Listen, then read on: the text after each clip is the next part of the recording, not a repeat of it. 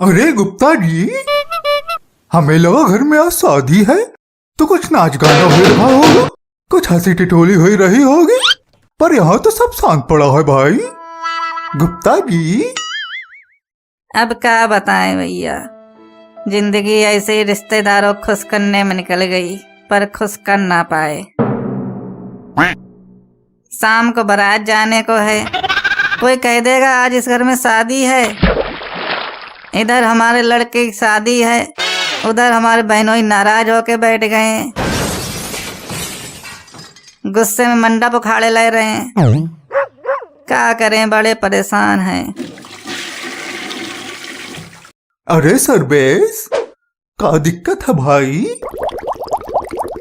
उधर वो हलवाई अपने मन से पूरी निकाले दे रहे, हमने कहा कम कम निकालो, मेहमानों गरम गरम खाने को मिलेगी, तो कह रहा 1 बजे बाद दूसरी बुकिंग है, मिश्रा जी की तेरे भी जाना है, ऑर्डर ले लिया है, मिश्रा जी भी अभी जाने को रहे।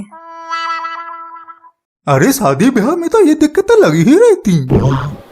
उधर हमारे फूफा जी मुंह फुला के बैठ गए हैं, कह रहे हैं अब हमारी रिश्तेदारी पुरानी हो गई है, इसलिए हमको कम वैल्यू मिलती है, पहले हमारे पिताजी उनको लिए लिए फिरते थे।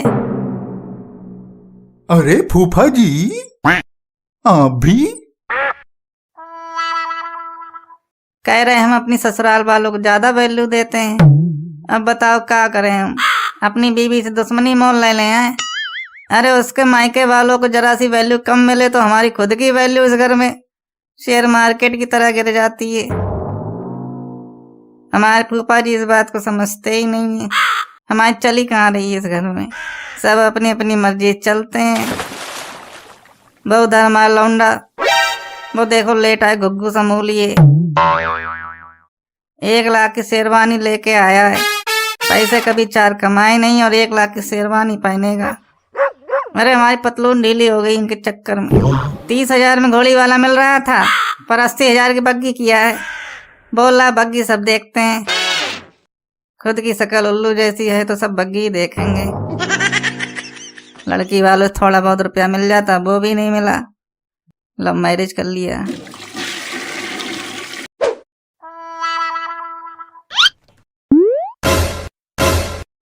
अंडरवियर की शर्ट पहना है तुम?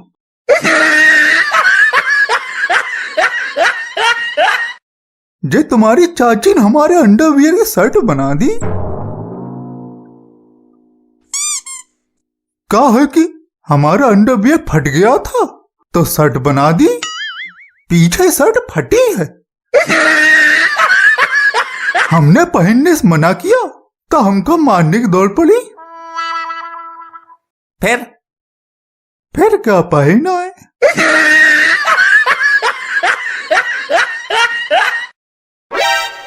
हमारे लड़के को अभी कभी नए कपड़े नहीं मिले तो हम अंडा फाड़ लें, बताई दे रहे हैं। बताओ, हमारे लड़के को एक जोड़ी कपड़े नहीं दे मिले, इतनी गरीबी आ गई इस घर में। बाहर राजू की मम्मी अभी तक सदमे में है कि बताओ इकलौते भांजे को कपड़े तक नहीं दिल पाए। अरे दिलवाए देंगे, गलती हो गई हमसे, जाए तो रहे लेने। नहीं, अब हमारा मूड हो गया बहुत खराब, अब कपड़ों से हमारे मन को शांति नहीं मिलेगी। अब हमारे लड़के को चाहिए सोने की चैन। अरे हमारा यहाँ वैसे ही भट्टा बैठा पड़ा है, सोने की चैन कहाँ से लाएं? नहीं, हमारे लड़के को सोने की चैन चाहिए बस, और हम कुछ नहीं जानते, नहीं तो हम ऐसे मुंह फुलाए रहेंगे पूरी शादी भर, बताए दे रहे हैं। सोने की चैन तो नहीं दे पाएंगे, इतनी हमारी औकात नहीं है। तो देख लियो, फिर हम पूरी शादी में तुम्हारी फजीयत कराएंगे, ऐसे मुंह फुलाए घूमेंगे पूरी शादी में, तुम्हारे सब रिश्तेदार देखेंगे, पूछेंगे इनको क्या हुआ, फिर जवाब देते फिर ना सबको। बताओ, हमारे लड़के को कपड़े तक नहीं दिलवा पाए, वैसे शादी में इतना भर भर खर्चा हो रहा है, और हमें जो कपड़े दिए वो भी रद्दी, एकदम 3rd क्वालिटी, कहीं से मिले मिलाए दे दिए होंगे, नहीं तो लग नहीं रहे। हमारे फोटो में छाड़ा हुआ मुंह बनाएंगे, फिर देखते रहना जिंदगी भर, और जहां तुम फोटो खिंचा रहे होगे ना, वहां अपना सड़ा हुआ मुंह घुसा देंगे, हर फोटो खराब कर देंगे तुम्हारा। हमें पूछिए कौन रहा है इस घर में जो हम कुछ बोले, हमारी अब बकत रही ही कहाँ। अरे फूफा जी, तुम अपना अलग दिमाग खराब किए रहते हो। कौन नहीं पूछ रहा तुमको? अब क्या तुम्हारे पीछे पीछे घूमते रहे और काम नहीं करें? शादी में इतने काम होते हैं। 1 घंटे से आके बैठे हुए हैं, किसी ने चाय तक को नहीं पूछा।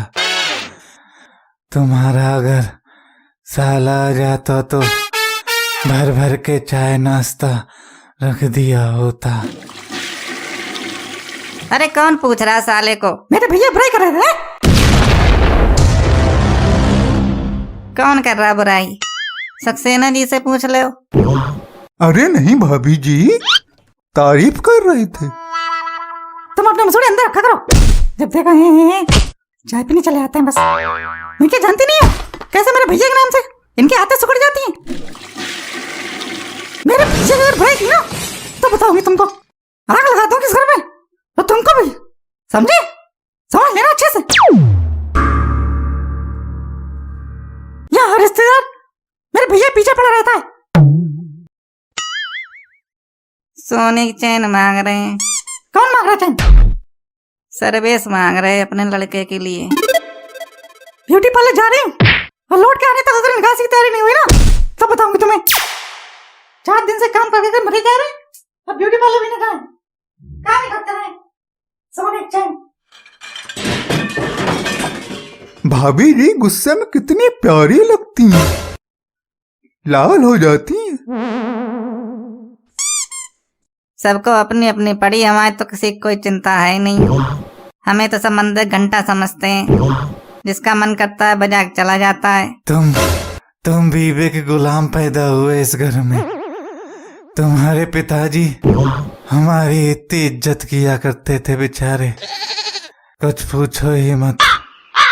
अब हमारी बकती कहाँ रही? तुमको कौन नहीं पूछ रहा? कैसे पूछा जाए तुमको? पूरी शादी निकल गई, हमसे किसी ने कुछ पूछा? जेवर कहाँ से लिए जाएं, कपड़े कहाँ से लिए जाएं, किस किस को दिए जाएं, कुछ पूछा हमसे? क्या तय किया? चैन दे रहे हो कि नहीं? अरे चैन कहाँ से लाए? अपने आप को गिरवी रख दे क्या? चलो सुनार के पास ले चलो, हमें रख दो गिरवी, ले लो चैन। अरे तुम्हारे पास दिल ही नहीं है देने का। दिल छोड़ो, तुम्हारा मन ही नहीं है, इसलिए इतनी बहानीबाजी कर रहे हो, ड्रामेबाजी कर रहे हो कि गिरवी रख दो, ये कर दो, वो कर दो। तुमने मेरे लड़के के लिए कपड़े क्यों नहीं दिलवाए? बोलो, मुझे जवाब चाहिए स्पष्ट। फालतू टाइम नहीं है मेरे पास। अरे दिलवाने वाले थे, कौन कह रहा नहीं देते? देते। कब देते? शादी हो जाती तब देते। और इधर सुनो, तुमने अपने साले के लड़के के लिए सूट दिया है क्यों? ये बात तुमको किसने बताई? अरे हमें क्या पता नहीं, ऐसी बातें छुपते थोड़े ही हैं। हमें तो ऐसी सी बातें पता है जो बोल भी नहीं सकते, और ना ही बोले तो ही अच्छा है, खाली अपने मुंह अपनी बेइज्जती करवाएं। हमारी तो अब कोई बकत ही नहीं रही इस घर में। अरे तुमको अपनी बकत की पड़ी है, इतनी देर सुनना है बकत बकत बकत। यहाँ हमारे लड़के को कपड़े तक नहीं दिलवाए, सोने की चैन मांग रहे वो भी नहीं दे रहे। तुमको अपनी बकत की पड़ी है। तुमको तो तुम्हारे साले ने खूब वैल्यू दी, पर हमारे साले तो हमारे लड़के के लिए कपड़े तक नहीं दे पा रहे हैं। हमारा दिमाग है बहुत खराब, बता रहे हैं।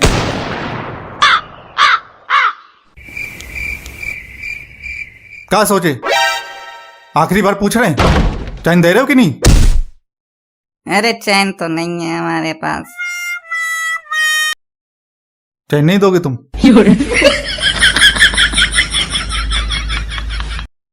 तो हम मंडप फाड़ ले रहे हैं। हाँ उखाड़ लो मंडप, उखाड़ लो, कर लो अपने मन की। ना होने दो हमारे लड़के की शादी। ऐसा कर रहा है हमारे मंडप उखाड़ ले रहे हैं।